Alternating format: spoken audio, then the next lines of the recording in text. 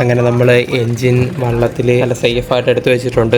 അങ്ങനെ വെള്ളം കയറിയ വള്ളത്തിൽ എൻജിനുമായിട്ട് നമ്മൾക്ക് ഇനി ഒരു കുറച്ച് ദൂരം ട്രാവൽ ചെയ്യാനുണ്ട്.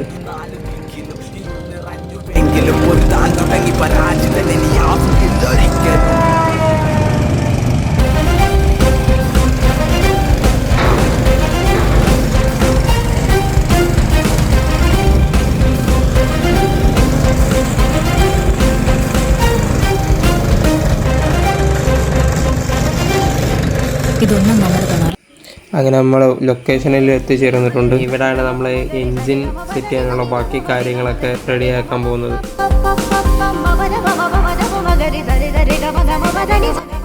ഇത് ഇവിടുത്തെ ഒരു കൊച്ചു സ്റ്റോർ റൂം, മീനുകൾക്ക് വേണ്ടിയുള്ള ഫുഡും മെഡിസിനും ഒക്കെ സ്റ്റോർ ചെയ്ത് വെക്കാനുള്ളത്.